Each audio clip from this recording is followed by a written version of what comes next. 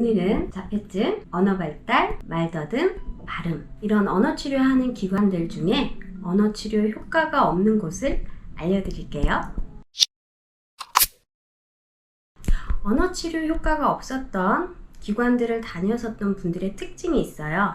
장단기 계획서, 회계 계획서, 중간 진전 평가를 보시거나 들으시거나 받아본 적이 없으세요. 그러면 그 기관에서는 왜 그거를 안 했을까요? 그 비밀 알려드릴게요. 언어치료사 아니면 장단기 계획서나 회계 계획서, 중간 진전 평가가 있는지 아무도 몰라요. 제가 심리대학원 심리치료 전공이거든요. 제 대학원 동기들이 아동발달센터나 심리치료센터를 하고 있어요. 그 동기들한테 제가 어느 날 제 파일을 들고 갔어요. 파일을 들고 가서 딱 보여주면서 장단기 계획서랑 회계 계획서 본 적이 있냐고 물어봤어요. 그랬더니 아무도 본 적이 없어요. 10년 이상 운영하신 분들도 있었고요. 운영하신 지 얼마 안 되신 분들도 있었는데 처음 본대요. 그럼 무슨 말이냐면 그 선생님 센터에 10년 동안 언어치료사가 있었지만 단 한 명도 장단기 계획서랑 치료 회계 계획서, 중간 진전 평가라는 거를 하신 적이 없는 거예요. 왜? 심리치료 전공 원장이니까 모르니까 언어치료가 어떻게 되고 있는지 몰라요. 네. 그래서 그 기관에서 10년 동안 언어치료 할 때 치료 목표 계획서랑 회계 계획서랑 중간 진전 평가를 한 적이 없는 거죠. 그러면 의사 선생님은 알고 계실까요? 보통 소아정신과 부설로 센터들이 있거든요. 그럼 거기 있는 센터들에서 오신 분들이 이걸 받는지 물어봤죠. 단 한 명도 장단기 계획서랑 회계 계획서랑 중간 진전 평가를 한 적이 없대요. 그럼 의사 선생님이 모르는 거죠.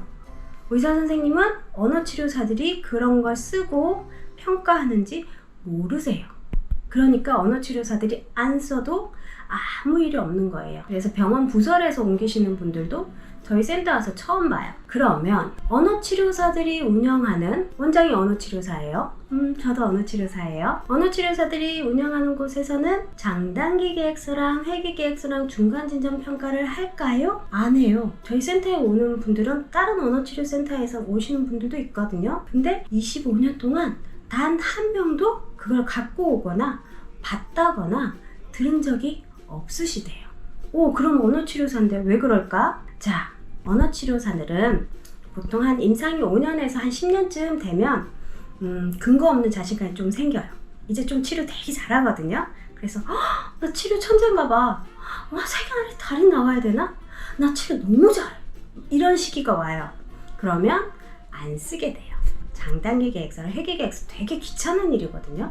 그러면 안 써도 난 치료 잘하니까 1급이니까 치료 잘하니까 안 써요.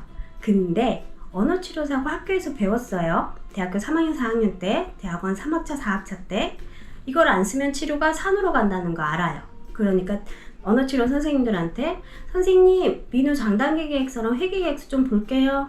그럼 치료사가 그래요. 없는데요? 선생님 그거 써야죠. 쓰세요 다음 주부터. 그러니까 안 쓸 건데요. 원장님도 안 쓰잖아요. 그러면 원장님이 내가 잘못했구나. 선생님 우리 같이 다음 주부터 써요 할 것 같은데 대부분 둘 다 같이 안 써요. 그래서 언어치료센터에서 분명히 5년을 치료받다 왔어요. 근데 무슨 치료를 했고 애가 지금 현재 발달 수준이 어느 정도인지 어머님이 모르세요. 그래서 그곳에서 언어치료 효과가 없었던 거예요. 또 복지관 아니면 비영리 재단에 있는 부설센터 이런 곳에서도 이게 있는지 몰라요. 네. 그러니까 언어치료 효과가 없었던 거죠. 그리고 저도 센터를 운영하면서 저희는 거의 다 정규직이에요.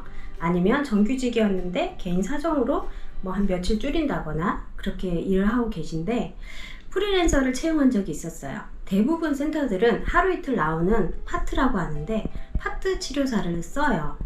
그래서 그 치료사를 채용했더니 장단기 계획서랑 회계 계획서랑 중간 진전 평가 저희 기관은 합니다. 꼭 하셔야 돼요. 그러니까 네 할 거예요 하고 들어와서 나갈 때까지 배째를 하고 안 썼어요. 애들 치료는 해야 되니까 자를 수는 없죠. 그리고 아예 면접 때부터 이런 걸 써야 하니까 그거 쓰면 저는 여기 못 다녀요. 이러고 아예 안 오시는 분들도 있어요. 그래서 지금 언어 치료를 받고 있는데 우리 선생님이 장단기 계획서라는 걸 안 쓰시고 회귀 계획서라는 걸 모르세요. 그리고 중간 진전 평가 한 1년 이상 치료 받았는데 중간 진전 평가도 안 해주세요. 그러면 선생님 해주세요 하면 다 할 줄 알아요. 학교에서 다 배웠고요. 언어재활사 국가고시 칠 때 다 나왔고요. 그래서 우리 아이 발달에 중요한 부분이거든요. 그러니까 그 부분에 대해서 부모님들이 요구하셨으면 좋겠어요. 그리고 센터를 운영하는 심리전공 원장님, 병원 의사선생님, 복지관 관리자님, 언어치료 원장님 모든 분들이 언어치료하는 우리 아이들이 제대로 언어치료 받게 잘 살펴봐 주셨으면 좋겠어요. 그리고 부모님도 우리 아이가 언어치료 잘 받고 있나 좀 잘 봐주셨으면 좋겠어요. 그래서 우리 아이들의 미래가 좀 더 플러스 돼서 좋아지면 좋겠어요. 오늘도 아이 발달 도와주기 아이플러스였습니다.